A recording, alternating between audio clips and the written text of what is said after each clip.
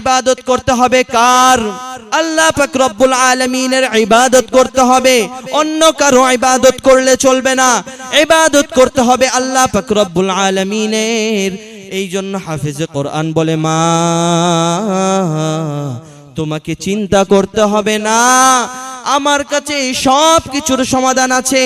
নির্দিষ্ট সময়ে সরকারি ফৌজ চলে আসলো গেটে, দরজার মধ্যে যখন করাঘাত করলো, দরজা খোলার পরে যখন মা বলল রাম রাম রাম, তার সন্তান হাফেজে কোরআন পালকির মধ্যে বোনের জামা কাপড় পরে চড়ে আছে। তখন নির্দিষ্ট সময়ে মাগরিবের পূর্ব মুহূর্তে, মাগরিবের আগ মুহূর্তে সেই হাফেজে কোরআনকে পালকিতে করে নিয়ে যায়। কারণ তারা বুঝতে পারে না, কারণ সুন্দর হাফেজে কোরআন, তার মোচও নাই, দাড়িও নাই, মনে হচ্ছে একজন মেয়ে মানুষ। ওই হাফেজে কোরআনের মা বলে, বাবা তুমি যদি চলে যাও আমার আর কে থাকবে? বলে, মা আপনাকে টেনশন করতে হবে না, কারণ আল্লাহ পাক রব্বুল আলামিনের 30 পারা কোরআন আমার বুকে আছে। আল্লাহ পাক রব্বুল আলামিনের কোরআন যার বুকে থাকে আল্লাহ পাক রব্বুল আলামিন তাকে দামি বানান। এই জন্যই তো দেখা যায় 10,000 টাকা দামের কাপড়, 20,000 টাকা দামের কাপড়, লাখ টাকা দামের কাপড়, পায়ে লাগলে পায়ে সালাম করি না। 1000 টাকা দামের কাঠ, পায়ে লাগলে পা সালাম করি না। যখন কোরআনুল কারীমের সাথে কোনো সামান্য কাপড়, 100 টাকা হোক 200 টাকা হোক, যখন কোরআনুল কারীমের সাথে লাগে, পায়ে লাগার সাথে সাথে আমরা ওই কাপড়টাকে সালাম করি না। এই জন্য ওই হাফেজে কোরআন বলে, মা টেনশন করার কোনো কারণ নাই, আল্লাহ পাক রব্বুল আলামিন আমার বুকে 30 পারা কোরআন দিয়েছেন, টেনশন করার কোনো কারণ নাই। এবার সরকারি ফৌজরা ওই ব্যক্তিকে নিয়ে চলে যায়, হাফেজে কোরআনকে নিয়ে চলে যায়। নির্দিষ্ট সময়ে সরকারি ফৌজরা নিয়ে চলে যায়, রাম মন্দিরে রেখে আসেন। যখন রেখে আসলেন, হাফেজে কোরআন সর্বপ্রথম এসেই আল্লাহ পাক রব্বুল আলামিনের কদমে সিজদা দিয়ে দেয়। আল্লাহ পাক রব্বুল আলামিনকে বলে, ওগো আমার আল্লাহ, আজ আমি দেখতে চাই তোমার কোরআনের পাওয়ার বেশি, খবিজ জিন্নাতের পাওয়ার বেশি। আজ আমি দেখতে চাই কোরআনের পাওয়ার বেশি নাকি দেহদানবের পাওয়ার বেশি। আল্লামা ইবনে বতুতা রহমাতুল্লাহি আলাইহি তিনি তার কিতাব রিহলাতে ইবনে বতুতা কিতাবের মধ্যে লেখেন, হাফেজ আবুল বারাকাত নামক হাফেজ কোরআন, আরব দেশের হাফেজ, আরব দেশ থেকে একটি জাহাজ রওনা হলো। আপনারা জানেন মালদ্বীপের চারদিকে সাগর, এই মালদ্বীপের পাশে এসে এই আরব দেশের জাহাজটি ডুবে যায়। আরব দেশের জাহাজটি ডুবে যাওয়ার পরে প্রত্যেকেই ইন্তেকাল করেন, কিন্তু আল্লাহ পাক রব্বুল আলামিনের কুদরতে আল্লাহ পাক রব্বুল আলামিন একজন হাফেজে কোরআনকে বাঁচিয়ে রাখেন। কেন বাঁচিয়ে রাখবেন না? কেননা আল্লাহ পাক রব্বুল আলামিন তার সিনায় 30 পারা কোরআন রেখেছেন। সেই জাহাজ ডুবে যাওয়ার পরে সকলেই ইন্তেকাল করেন, কিন্তু আল্লাহ পাক রব্বুল আলামিনের কুদরতে আল্লাহ পাক রব্বুল আলামিন সেই হাফেজে কোরআনকে বাঁচিয়ে রাখেন। সেই মালদ্বীপের লোকেরা তারা মাছ মারতে যাবে। এমন সময় যখন সাগরে নামে নৌকা নিয়ে, হঠাৎ করে মালদ্বীপের সেই মাঝিরা দেখতে পায় একটা তক্তার উপরে সুন্দর একটা বালক সে ভাসতেছে। সেই মালদ্বীপের লোকেরা, সেই মাঝিরা সেটা দেখার পরে বলে, এই বালকটাকে আমরা নিয়ে বিক্রি করে দিব। সেই সময় একটা প্রচলন ছিল যে বাজারে মানুষ কেনা বেচা হতো। সেই মালদ্বীপের সেই জেলেরা ওই হাফেজে কোরআনকে নৌকার মধ্যে নিল। নৌকায় নেওয়ার পরে মালদ্বীপের বাজারে উঠালো। এই হাফেজে কোরআনকে এখন বিক্রি করবে, এমন মূল্য চাই, কেউ নিতে চায় না, কারণ দাম বেশি। একজন হিন্দু মহিলা খবর পাইল, তার ছেলে সন্তান নাই, ধন সম্পদের অভাব নাই, টাকা পয়সার অভাব নাই। সেই হিন্দু মহিলা এই খবর পাওয়ার সাথে সাথে মালদ্বীপের ওই শহরে চলে আসলো, খোঁজ করলো। সে হাফিজে কোরআন বালকটাকে, সুন্দর বালকটাকে নিতে চাইলো। এবার তাদেরকে বলল, এর কত মূল্য তোমরা আমাকে বলো, আমি এই বালকটাকে নিতে চাই। বলে তুমি কি নিতে চাও? বলে হ্যাঁ আমি নিতে চাই। বলে কত টাকা? বলে যত টাকাই হোক না কেন, যত টাকা হোক আমি নিব, কারণ দুনিয়াতে আমার কোনো কিছুর অভাব নাই। আমার একটা মেয়ে সন্তান আছে, কিন্তু আমার ছেলে সন্তান নাই। মেয়েটার যখন বিয়ে দিয়ে দিব তখন মেয়েটা চলে যাবে, আমাকে কে দেখবে? এই জন্য আমার একটা ছেলে সন্তান দরকার। ওই হিন্দু মহিলা টাকা দিয়ে কিনে নিল। এবার ওই হিন্দু মহিলার ঘরে হাফিজে কোরআন চলে গেল, নিজের পরিচয় গোপন রাখলো। বুকের মধ্যে যে আল্লাহ পাক রব্বুল আলামিনের 30 পারা কোরআন রয়েছে, এটা তার সিনায় রয়েছে, এটা সে গোপন রাখলো। এবার হিন্দু মহিলার ঘরে গিয়ে মাকে মা বলে ডাক দেয়, বোনকে বোন বলে ডাক দেয়, ভাই বোনটাকে বোন বলে ডাক দেয়, বোন ভাইটাকে ভাই বলে ডাক দেয়, হাফেজে কোরআন মাটাকে মা বলে ডাক দেয়। দিন যায়, দিন যায়, দিন যায়, রাত যায়। হঠাৎ একদিন দেখেন হাফেজে কোরআন, দেখেন মা ও জোরদারাই কান্না করছে। হাফেজে কোরআন এবার অবাক হয়ে গেল, কি ব্যাপার মা, তোমার কি হয়েছে, তুমি কেন কান্না করো মা? এবার মা বলে না, তোমাকে জানানো যাবে না, তোমাকে জানে কোনো লাভ নাই, কোনো সমাধান আমি পাবো না, সমাধান হবে না। এবার হাফেজে কোরআন বলে, মা কি হয়েছে আমাকে বলো। মা বলে না, তোমাকে বলে কি হবে, সমাধান পাবো না। যখন এত জিজ্ঞাসা করো মা বলি, এই মালদ্বীপের মধ্যে বছরে নির্দিষ্ট তারিখে নির্দিষ্ট সময় সেডর হয়, সেডর হয়। মা বলে প্রত্যেক বছর নির্দিষ্ট সময় নির্দিষ্ট তারিখে সেডর হয়, জলোচ্ছ্বাস হয়। এই জলোচ্ছ্বাসে অনেক মানুষের প্রাণহানি হয়, অনেক মানুষ মারা যায়। মা বলে, রাজা জ্যোতিষীদেরকে ডেকে বলল, গণকদেরকে ডেকে বলল, ও জ্যোতিষীরা তোমরা জ্যোতিষী বিদ্যা পড়ে বের করো।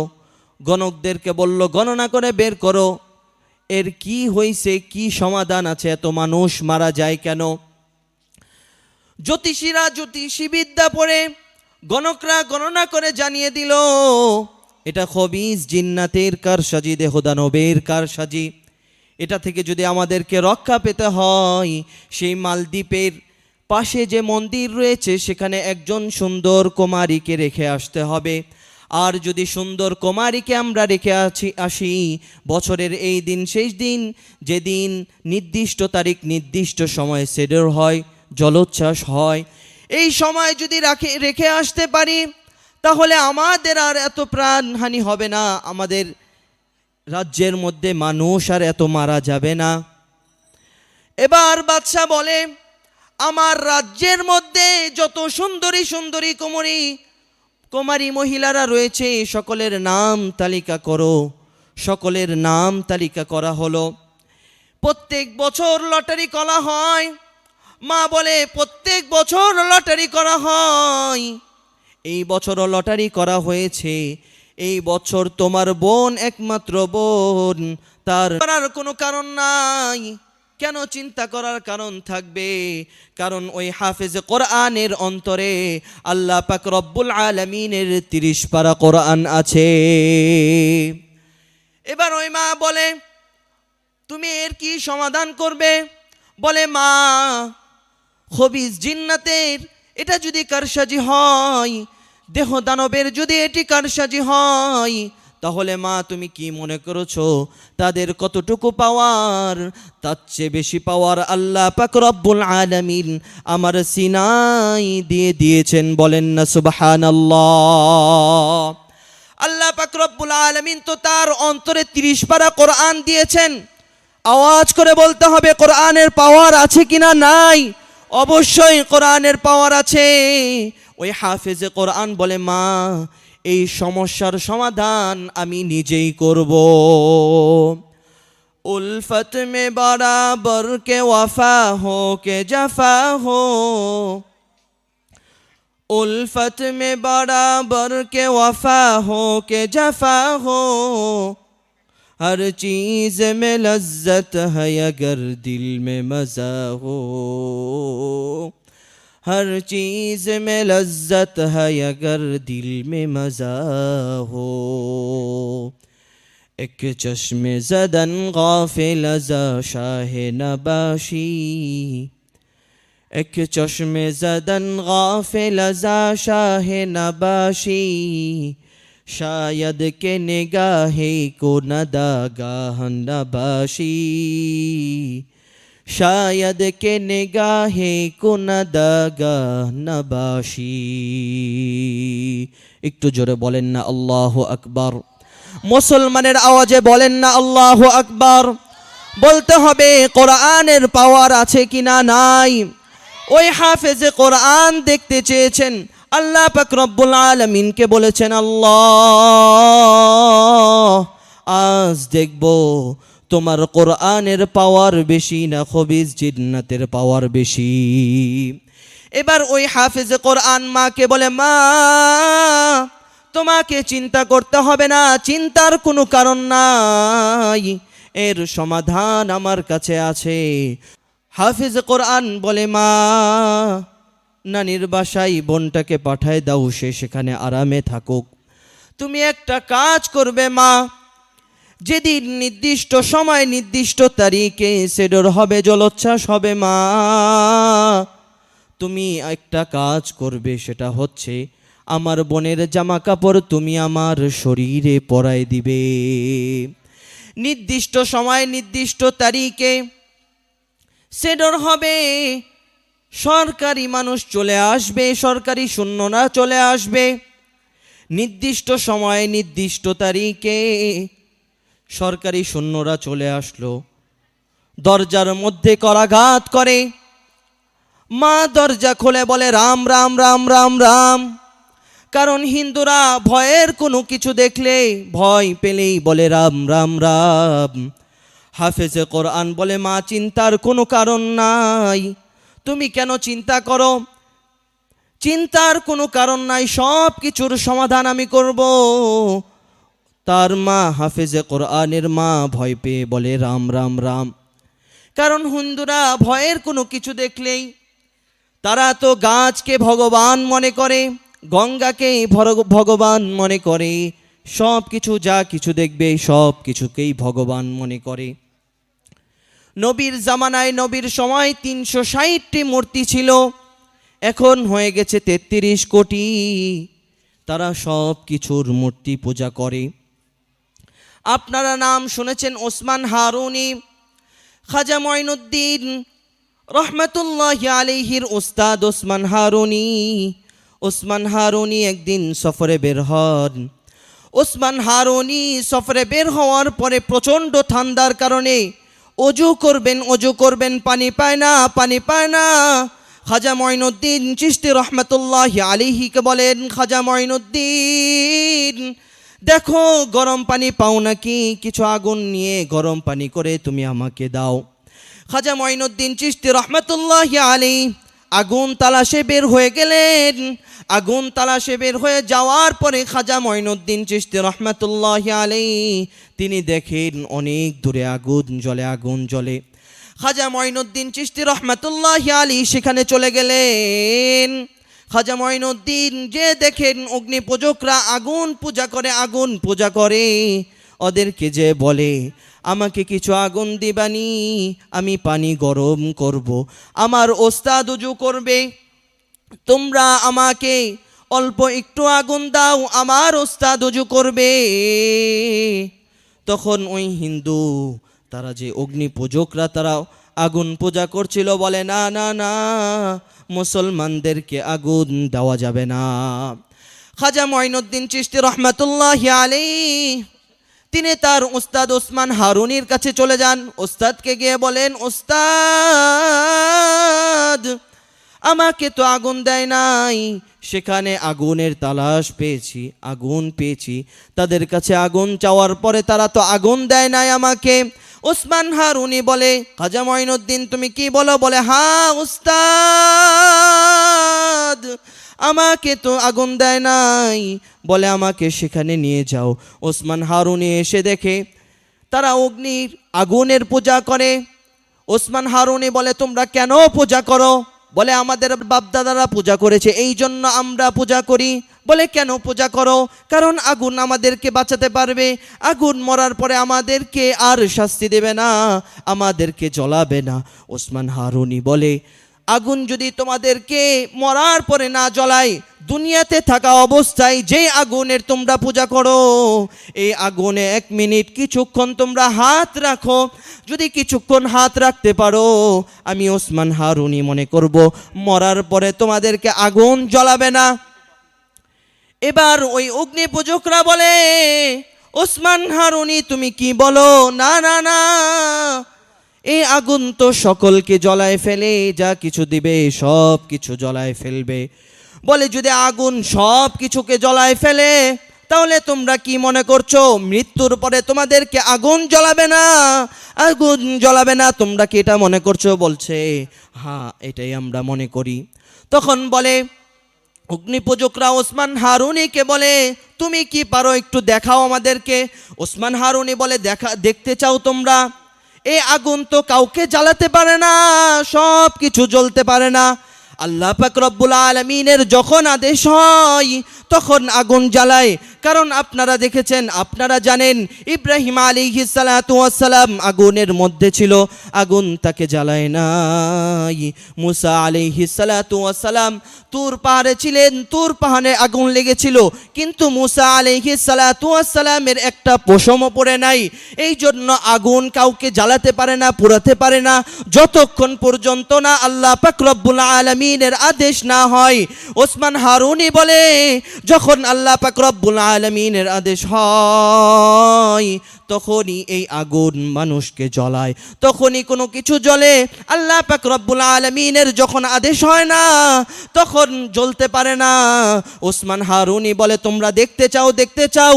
ওসমান হারুনি এবার তার সামনে একটা বাচ্চা ছিল অগ্নি পূজকদের, এই বাচ্চাকে কোলে নিয়ে আল্লাহু আকবার বলে আগুনের মধ্যে ঝাঁপ দিয়েছে।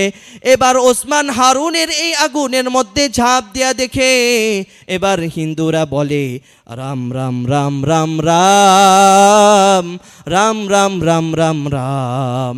কেন তারা বলে এটা? এই জন্য বলে যে এই ওসমান হারুনি আগুনের মধ্যে ঝাঁপ দিল, আগুন তো তাকে জ্বালাচ্ছে না, আগুন তো তাকে জ্বালাচ্ছে না, এটা দেখে রাম রাম বলা শুরু করে দিয়েছে। ওসমান হারুনির এটা এই দৃশ্য দেখার পরে ওসমান হারুনি আল্লাহু আকবার বলে আবার বের হয়ে যায়। ওসমান হারুনিকে এবার ওই অগ্নি পূজকরা তারা এবার ভগবান মানা শুরু করেছে। আপনি তো আমাদের ভগবান, কারণ আমরা আগুনের পূজা করছি, এই আগুন তো মনে করছি আমাদেরকে মরার পরে বাঁচাতে পারবে, কিন্তু না না না, আমরা উল্টা ধারণা করছি, আমরা উল্টা মনে করছি আগুন তো আপনাকে জ্বালাতে পারে নাই, আপনি আমাদের ভগবান। রাম রাম রাম, আজ থেকে আপনি আমাদের ভগবান। ওসমান হারুনি বলে, না না না, আগুন তোমাদের ভগবান না, আমিও তোমাদের ভগবান না। আগুন একজনের ইশারায় চলে, তিনি হচ্ছেন আল্লাহ। যদি এই আগুনের পূজা তোমরা না করো, এই মানুষটার ওসমান হারুনির পূজা তোমরা না করো, যদি আল্লাহ পাক রব্বুল আলামিনকে বিশ্বাস করো, আর যদি কালেমা পড়তে পারো, মৃত্যুর পরেও আগুন তোমাদেরকেও জ্বালাবে না। বলেন সুবহানাল্লাহ। তখন অগ্নিপূজকরা সকলেই বলে, যদি এটাই হয়, যদি আগুন মৃত্যুর পরে আমাদেরকে না জ্বালায়, আমরা যদি তোমাদের ধর্মে যাওয়ার পরে, তোমাদের আল্লাহকে বিশ্বাস করার পরে, মৃত্যুর পরে আগুন যদি আমাদেরকে না জ্বালায়, তাহলে এটা মনে করো আমরা সকলেই মুসলমান হয়ে যাচ্ছি।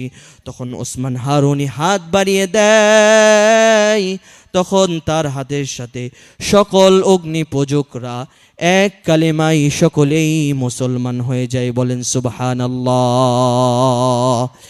এই জন্য ইবাদত করতে হবে কার? আল্লাহ পাক রব্বুল আলামিনের ইবাদত করতে হবে, অন্য কারো ইবাদত করলে চলবে না। ইবাদত করতে হবে আল্লাহ পাক রব্বুল আলামিনের। এই জন্য হাফেজে কোরআন বলে, মা তোমাকে চিন্তা করতে হবে না, আমার কাছে সব কিছুর সমাধান আছে। নির্দিষ্ট সময়ে সরকারি ফৌজ চলে আসলো গেটে। দরজার মধ্যে যখন করাঘাত করলো, দরজা খোলার পরে যখন মা বলল রাম রাম রাম, তার সন্তান হাফেজে কোরআন পালকির মধ্যে বোনের জামা কাপড় পরে চড়ে আছে।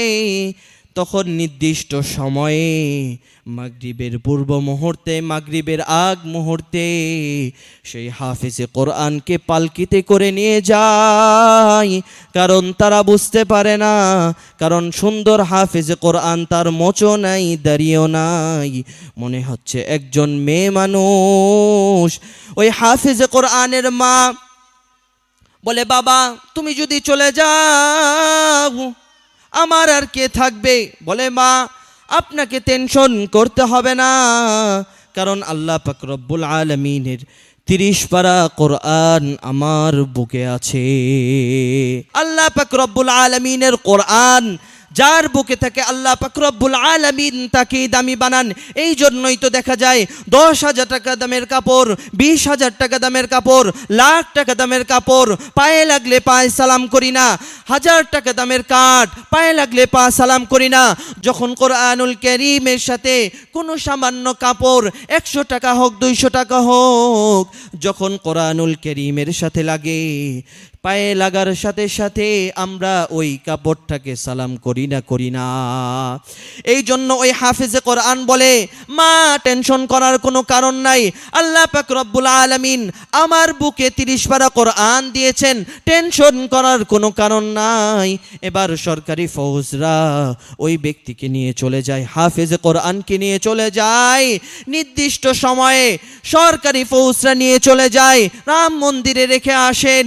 যখন রেখে আসলেন, হাফেজে কোরআন সর্বপ্রথম এসেই আল্লাহ পাক রব্বুল আলামিনের কদমে সিজদা দিয়ে দেয়। আল্লাহ পাক রব্বুল আলামিনকে বলে, ওগো আমার আল্লাহ, আজ আমি দেখতে চাই তোমার কোরআনের পাওয়ার বেশি, খবিস জিন্নাতের পাওয়ার বেশি।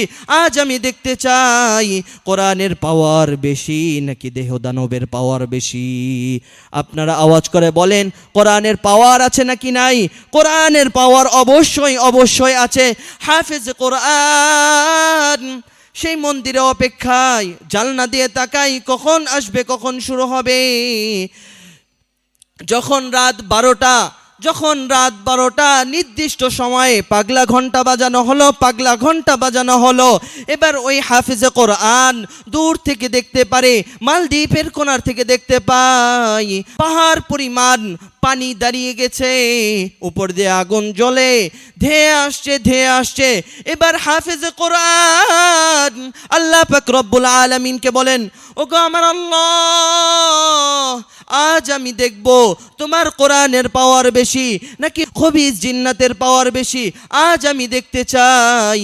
আল্লাহ পাক রব্বুল আলামিন কোরআনুল কারীম থেকে ওই হাফেজে কোরআন আল্লাহ পাক রব্বুল আলামিনের কালাম থেকে সূরা ইয়াসিন তেলাওয়াত করা শুরু করে দিল। ইয়াসিন ওয়াল কুরআনিল হাকীম ইন্নাকা লামিনাল মুরসালিন على صراط مستقيم। হাফেজ কোরআন সূরা ইয়াসিন থেকে তেলাওয়াত করা শুরু করে দিল। তেলাওয়াত করে সামান্য একটা ফু দিল, সাথে সাথে ওই যে পাহাড় পরিমাণ খবিস জিন্নাতের কারসাজি সামান্য সময়ের মধ্যে সব কিছু সমান হয়ে গেল। হাফেজ কোরআন আল্লাহ পাক রব্বুল আলামিনের একটা কোরআনুল কারীম থেকে তেলাওয়াত করে একটা মাত্র ফু দিয়েছে।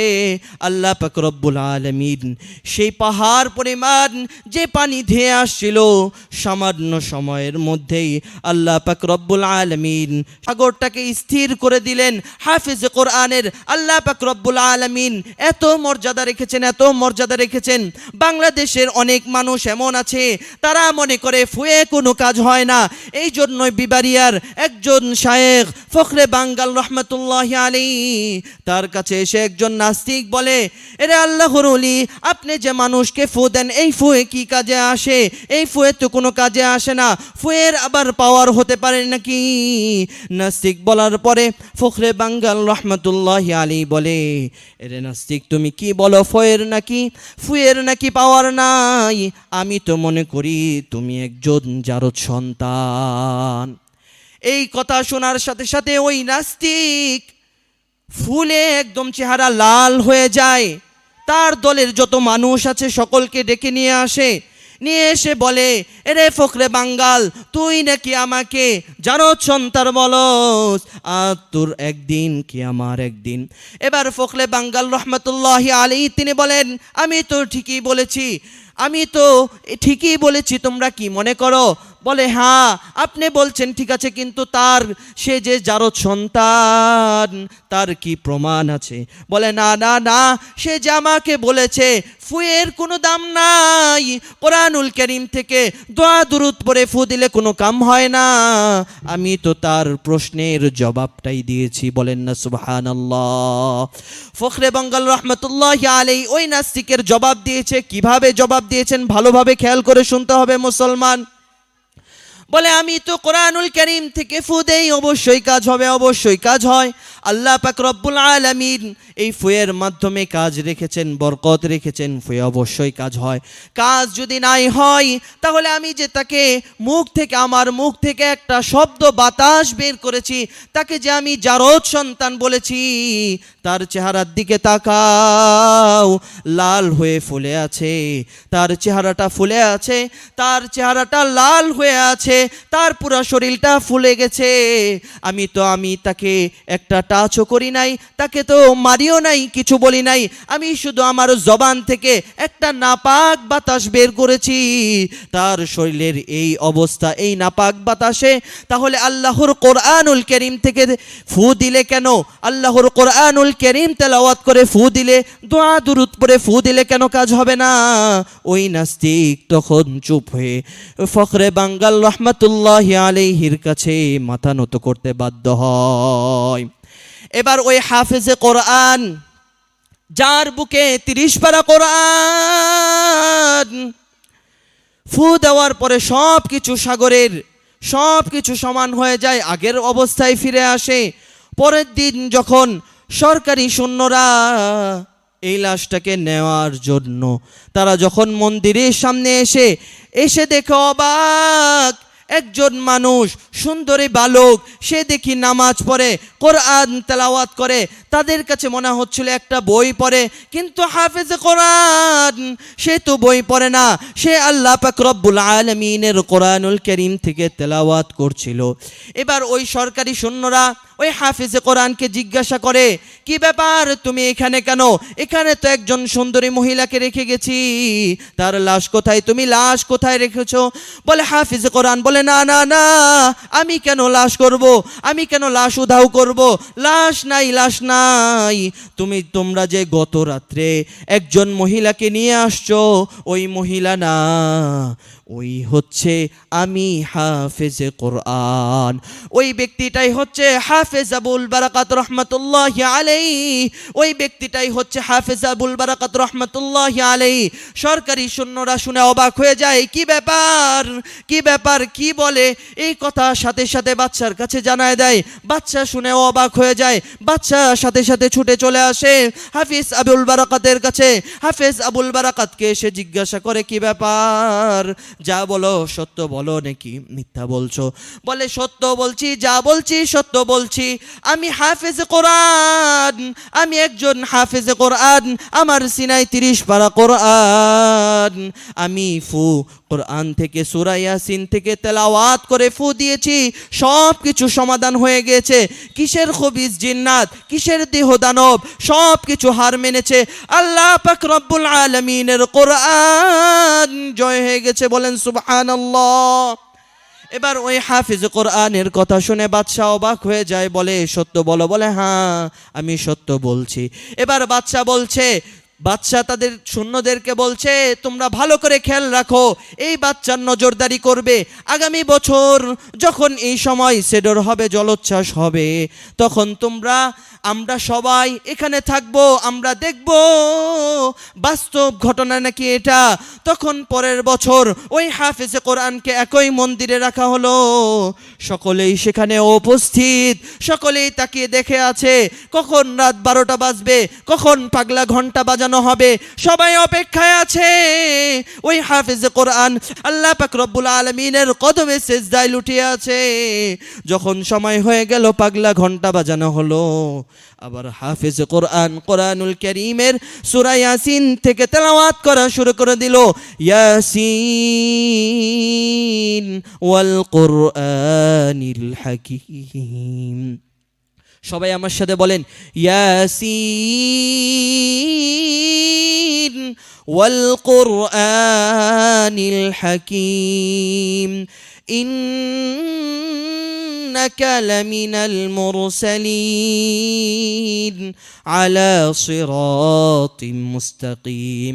হাফিজ কোরআন আবার সূরা ইয়াসিন থেকে তেলাওয়াত করে আবার যখন ফু দিল, যখন খবিস জিন্নাতেরা ধেয়ে আসছিল, আবার হাফিজ কোরআন সূরা ইয়াসিন পড়ে আবার ফু দিল। ওই যে বাদশা ছিল তখন তার কাছে এই কসমটা খেয়েছিল, যদি তোমার এটা বাস্তব ঘটনা হয়, যদি বাস্তবেই তুমি এটা দেখাতে পারো, আমরা সকলেই কালেমা পড়ে মুসলমান হয়ে যাব। যখন ওই হাফেজে কোরআন ফু দেয়, সকলেই দেখতে পাই সাময়িক সময় যখন তারা দেখতে পেল পানি ধেয়ে আসছে, তখন হাফেজে কোরআন সূরা ইয়াসিন থেকে তেলাওয়াত করে ফু দিল। সামান্য সময়ের মধ্যে সব কিছু স্থির হয়ে গেল। এবার ওই হাফেজে কোরআন তার হাত বাড়িয়ে দিলেন, সকল মন্ত্রী পরিষদ বাদশাহ সহ এক কালিমাই সকলে মুসলমান হলো। সকলেই সর্বশেষ কালিমা আমরা উচ্চারণ করে বয়ানটি শেষ করব। সকলে আমার সাথে বলেন লা ইলাহা ইল্লাল্লাহু মুহাম্মাদুর রাসূলুল্লাহ সাল্লাল্লাহু আলাইহি ওয়াসাল্লাম। এই হচ্ছে হাফেজে কোরআনের মর্যাদা, যেটা আপনারা জানতে পারলেন, বুঝতে পারলেন একজন হাফেজে কোরআনের কত মর্যাদা।